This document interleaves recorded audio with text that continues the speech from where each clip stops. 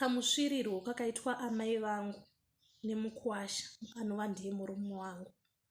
Takaenda kuZimbabwe ndokuenda nekumvura.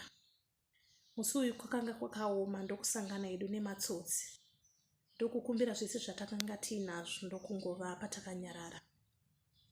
Kubviswa hembe tese takangasara tingori musho chete. Pane mumwe akanga ane utsinye pavarume ava ndopaakati vanimimi munofanira kutoti mukwirani murare mese. So ndobva ndati azviite kuti ava varare vese kozi ava ndamai vangu uyu mukwasha wavo zvikanzi right ndozvatiri kutoda. Amai endai pasi mukwasha pamusoro. Wakamboda kutanga kuramba asi pakanga pasina option. Ndokutongodzimara murume wangu atoti karamata pamusoro paamai vangu. Ndokutotanga kutorara namai vangu.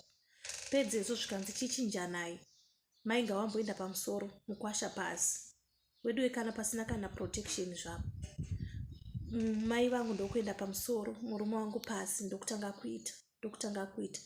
Chinhu chakandishamisa ndechekuti even though zvikanzi zvonizvo tasangana nethat situation yakadaro, amai vangu vakanga vakutochemerera pamukwasha, vakutonamirira. Ufichi zvazvo vakutoratidza kuti murume uyu wakanga wakutonakirwa nemurume wangu panguva yacho. Ndopandakavati but mama wai musinganyari zvikanzi saka uda kuti ndiite sei inini ndanzi nevanhu ava angatiitei, saka uda kuti inini upenyu hwangu huende musango nekuda kwako iwe nekuti uri mwana wangu.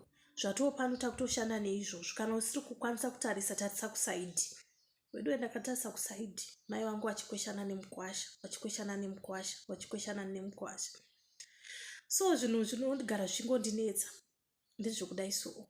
Takazongoregererwa zvikanzi chiendai.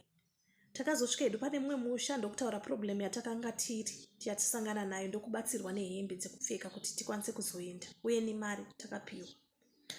Chinhu chakandinetsa ndechekuti ndaakumba nemurume anongogara achingondiudza kuti zvakanga zviri zvekuba hazvo but amai vako vanouya.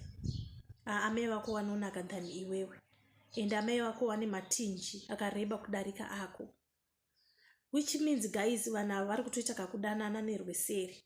Vari kutonyengana nerweseri zvandisingatoziye. Kozi sometimes mai vangu vanotouya kumba chaiko. Vachitongonyebedzera zvinhu zvinonyadzisa guys zvokuti even nanhasi dai vasingatomboonani nemukwasha. Vanotogara vachitouya vachitosekedzana vachitodi which means zvavo life yavo iri kutoendeka.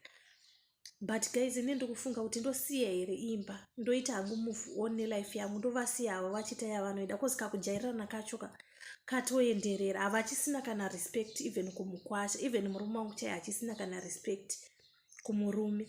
Handizivi kuti ndoitawo sei, ndibatsireiwo panyaya yakadai. Inini handatombopiwa kana chance yekutonzi ora tichirara nemurume wako, handina kana kutombopiwa chance. Ivo ndovonguva kutonakirana zvavo ndakatarisa. Pain iyoyo inorwadza. Handichaziva kuti vanhu ava vakanga vatengwa here kana kuti zvakanga zviri normal. Handichatombozivi guys ndodii nethat marriage yakadai yakubohwa yakurwadza ndidi kumunyepera. Panouya murume pamusoro pangu almost every time anongondiudza kuti ita zvaiita mai yako. Zvei zvandoziva zvaiita mai vangu panguva yakadaro vanhu vaitonzwanana vachitonakirana zvichitoendeka. Which means wangu asingatomboconcentrate nezvakawanda ka.